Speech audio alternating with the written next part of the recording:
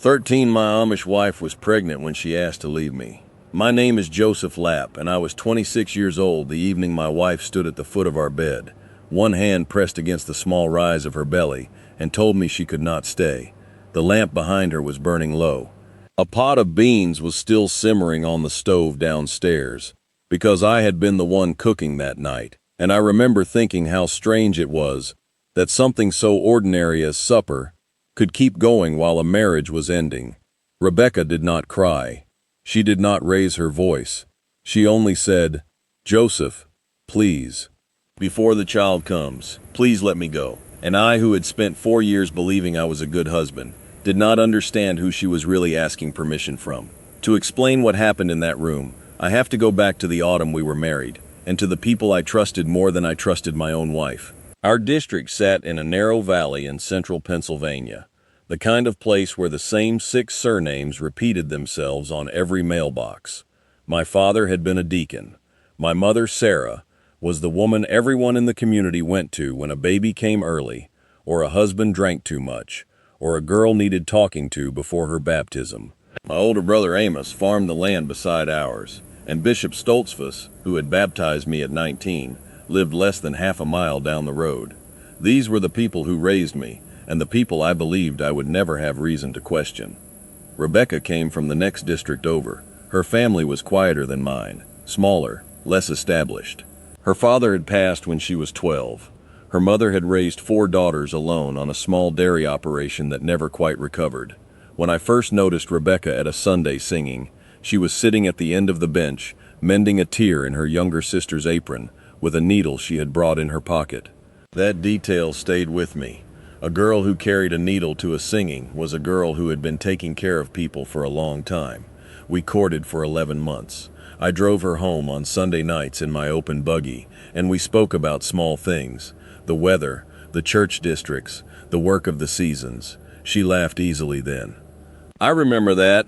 She had a low, quick laugh that came out before she could stop it, and then she would press her fingers against her lips as though she had said something improper. I loved her for it. I loved her the way a young man loves anything he believes he has chosen on his own. We were married in November. The first warning came 2 weeks after the wedding, and I missed it completely. My mother came to our small rented farmhouse with a basket of preserves and stayed 3 hours. When she left, Rebecca was sitting at the kitchen table with her hands folded in her lap and her face the color of bread dough.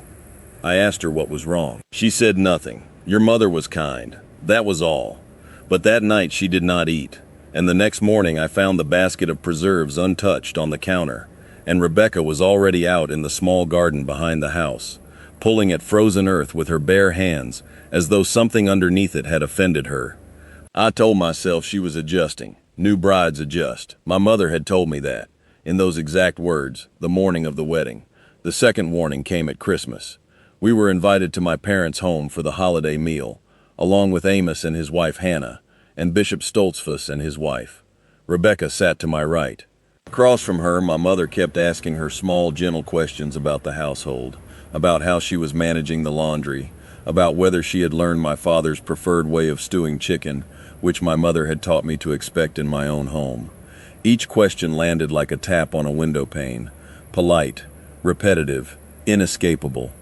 Halfway through the meal, Bishop Stoltzfus turned to me and said, "Joseph, a young wife is a soft thing. She bends easily, but she also breaks easily. A husband must know which one he is doing." He said it warmly, as though he were complimenting me. Rebecca did not look up from her plate. On the ride home, she said only one sentence the entire way. "Joseph, does your mother visit every week?" I told her yes, of course. She always had, and she would continue to. Rebecca nodded once and pulled the blanket higher around her shoulders. The first months of the new year passed in a kind of quiet that I mistook for peace. Rebecca cooked. Rebecca cleaned. Rebecca sat through Sunday service with her hands folded in the same position my mother folded hers. And my mother came every Tuesday and every Friday, sometimes with Hannah, sometimes alone, and corrected small things. The way Rebecca stacked the firewood, the way she hung the laundry, the way she greeted visitors at the door. Each correction was offered as a kindness. Each one was accepted in silence. By spring, Rebecca had stopped laughing. I told myself she was tired. I told myself the long winter had taken its toll. I told myself more than anything, that my mother knew what she was doing, because my mother had raised 3 children and buried a daughter in infancy, and counseled half the young brides in the valley. If my mother said Rebecca needed correcting, then Rebecca needed correcting. I did not yet understand that there is a difference between a woman who is being taught and a woman who is being slowly disassembled. In April, Rebecca's younger sister Mary came to visit for 3 days. She was 16 then, sharp-eyed and impatient with the world, and on the second morning of her stay, I overheard her speaking to Rebecca in the kitchen while I was outside splitting wood. The window was open. Mary said, "Becca, you look like Ma'am looked the year before she got sick." Rebecca did not answer. Mary said, "You can come home. You know you can come home." Rebecca said, very quietly, "There is no home anymore, Mary. There is only here." I stood with the axe in my hand and listened to that sentence 3 times in my own head before I went back to splitting wood. I did not go inside. I did not ask my wife what she meant. I told myself sisters say dramatic things to each other, and that was the end of it. Mary left the next day. Rebecca walked her to the end of the lane and stood there long after the buggy had disappeared.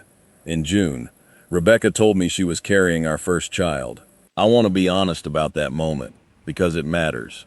When she told me, she was standing at the sink with her back to me, and she said it the way a person reports the weather. "I am with child, Joseph. The baby will come in February." I crossed the kitchen and put my arms around her, and I felt her whole body go still beneath my hands. Not soft, not warm, still, like a rabbit that has heard a hawk. I should have understood then. I did not. My mother understood immediately. She arrived the next morning before breakfast, before I had even told her, and she walked into our kitchen and put her hands on Rebecca's shoulders and said, "Now the real work begins." She brought a list. I remember the list. It was written on the back of a feed receipt. Foods Rebecca was to eat. Foods Rebecca was to avoid. Hours Rebecca was to rest. Hours Rebecca was to work. Visitors Rebecca was to receive. Visitors Rebecca was to refuse. At the bottom, in my mother's careful handwriting, were the words, "No letters to the Yoder house until after the baby is born." The Yoder house was where Rebecca's mother and sisters lived. I read the list. I folded it. I placed it on the table. And when Rebecca looked at me, waiting, I said, "Ma'am knows what she is doing." That was the sentence. Those were the words. I have repeated them to myself 1,000 times since then, and they have never gotten any smaller. Through the summer, Rebecca grew quieter and quieter. She wrote no letters.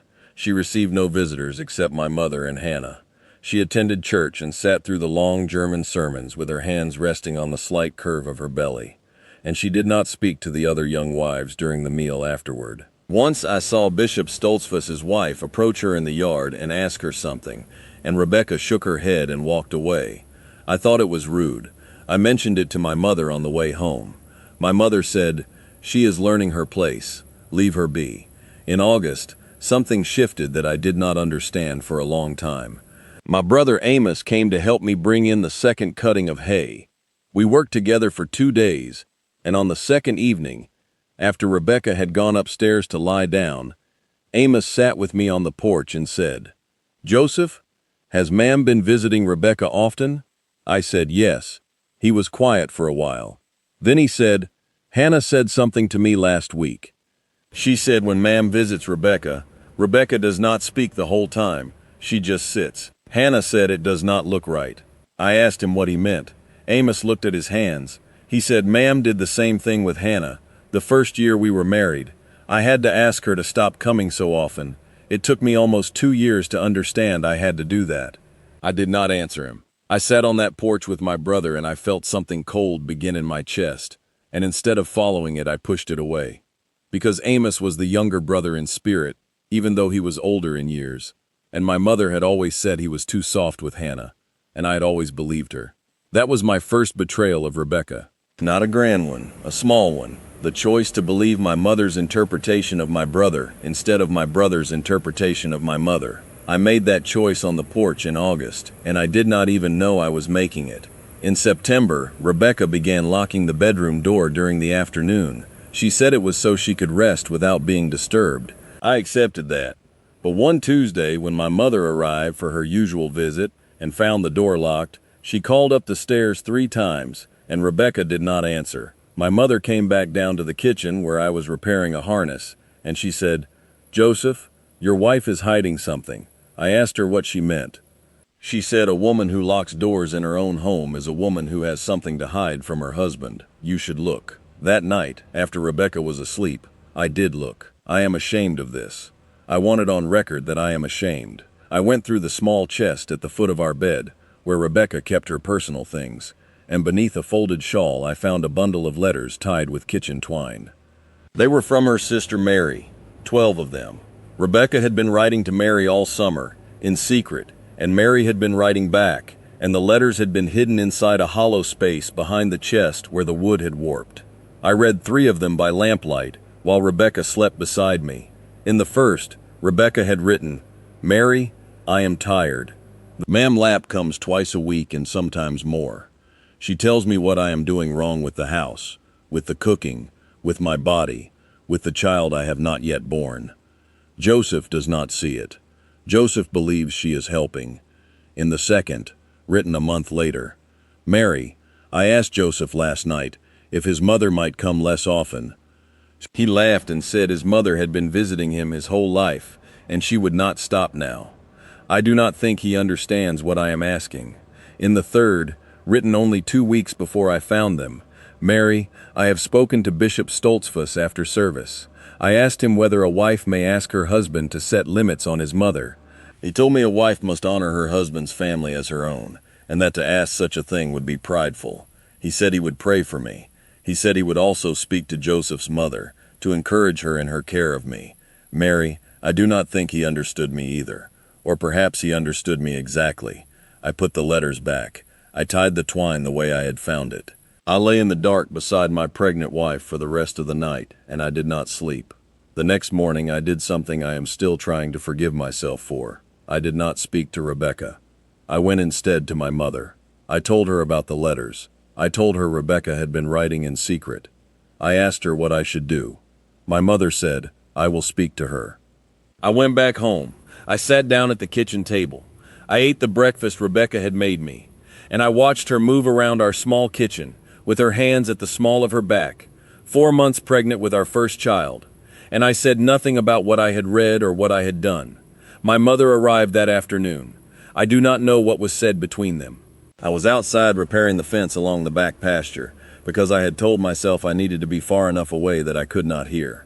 When my mother left, she stopped beside me at the fence and said, "It is handled. She understands now." I did not ask what she understood. That night, Rebecca did not come down for supper. I cooked. I ate alone. When I went upstairs, she was sitting on the edge of the bed in her nightdress, and the bundle of letters was on her lap. The twine was untied. The letters were spread across her knees like fallen leaves. She looked up at me, and for the first time since our wedding, she looked at me with no expression at all. Not anger, not sorrow, not fear, nothing. She said, "Joseph, please, before the child comes, please let me go." I stood in the doorway. I could not speak. She did not look away. She said, "I have asked your mother." She said, "No." "I have asked the bishop." He said, "No." "I have asked you in every way I knew how for almost a year. Now I am asking you with the words, please let me go home to my mother and my sisters. Please let the child be born somewhere I can breathe. I am not asking you to come with me. I am not asking you to follow. I am asking you to open the door." I do not remember what I said. I remember what I did. I crossed the room and I took the letters out of her lap, and I placed them back in the chest, and I closed the lid, and I said, "Rebecca, you are my wife. The child is mine. This is your home." And I went downstairs and slept on the bench by the kitchen stove, because I could not bear to lie beside her and feel her stillness in the dark. In the morning she was gone. She had taken nothing. No bag, no letters, no shawl against the October cold. She had walked, 4 months pregnant, the 7 miles to her mother's house, and she had arrived at dawn, and her sister Mary had opened the door. I went after her, of course. I drove the buggy through the gray morning with my mother sitting beside me, because my mother had insisted on coming, and Bishop Stoltzfus had been sent for and would meet us there. We arrived at the Yoder house before the sun was fully up. Mary opened the door. She did not let us in. She stood in the doorway with her arms crossed and she said, she is not coming back. Not today. Not with you. Not with your mother. Not with the bishop." My mother stepped forward and began to speak. Mary cut her off. She said, "Ma'am Lapp, I have read every letter my sister wrote me this year. Every one. If you take another step toward this door, I will read them aloud to every family in this valley. I will read them at every singing, at every church meal, at every barn raising, until there is no one left who does not know what my sister has lived through in your son's house. Do you understand me?" My mother understood her. I want to tell you that I understood her too, in that moment. I did not. I understood her 3 months later, when I sat alone in my kitchen on a February morning and read a short letter from Rebecca's sister, telling me that a son had been born, healthy, and that Rebecca had named him Daniel after her own father, and that I would be welcome to visit, but not to stay, and not to bring my mother, and not to bring the bishop. I went. I held my son. I sat in a chair across from my wife in her mother's kitchen, and I looked at her face, and I saw, for the first time since the autumn we were married, the low, quick laugh come out of her when Daniel grabbed her finger. She pressed her fingers against her lips the way she used to, and I understood then what I had done. Not all of it, not yet, but enough. I did not ask her to come back that day. I have never asked her to come back. We were married in the eyes of the church, and so we remained married in the eyes of the church for many years, but we did not live as husband and wife again. I visited Daniel every other Saturday. I sent money. I sent firewood in winter. I did not send my mother. It took me almost a decade to be able to sit beside Bishop Stoltzfus in service without feeling my hands tighten on the bench. It took me longer to speak to my mother about what had happened, and when I finally did, she said, "Joseph, I only did what was done for me." And I understood, finally, that she had been a young bride once too, in a house full of older women, and that the only way she had learned to survive was to become the older woman herself. I do not say that to excuse her. I say it because it is true. A person can be the hand that closes the door and also the person who was once on the other side of it. Bishop Stoltzfus, I never came to understand the same way. He had no fear driving him. He had only the comfort of being asked, and the satisfaction of giving the answer that kept the community arranged the way he preferred it. When he died, some years later, I did not attend the funeral. That was the closest thing to a confession I ever made out loud. My brother Amos and I never spoke again about the conversation we had on the porch that August evening. We did not need to. He knew what he had tried to tell me. I knew what I had refused to hear. Some debts between brothers are paid in silence. Daniel is grown now. He farms a small piece of land not far from his mother's people. He calls me Dad, and he came to see me last spring with his own wife, who is expecting their first child in the fall. When they left, I stood on the porch and watched the buggy disappear down the lane, the way Rebecca had once watched her sister go, and I understood, finally and completely, what my wife had been asking me for, that night in our bedroom with the lamp burning low. She had not been asking me to lose her. She had been asking me to choose her, to stand between her and the people I had trusted more than I trusted her own voice, to be, for one moment, the husband who said enough to his mother and enough to his bishop, and enough to the soft, slow machinery that had been grinding her down since the day I brought her into my house. I did not do it, and so she did it herself, in the only way left to her, by walking 7 miles in the October cold with a child inside her and nothing in her hands. I am an old man now. The lamp in our bedroom has been gone a long time, but I still remember the way Rebecca looked at me that night. Not with anger, not with sorrow, but with the clear, exhausted patience of a woman who had already understood something I would spend the rest of my life learning. She had not left me when she walked out that door. I had left her, every day, for almost a year, in every small room of our small house, and I had not even known I was doing it.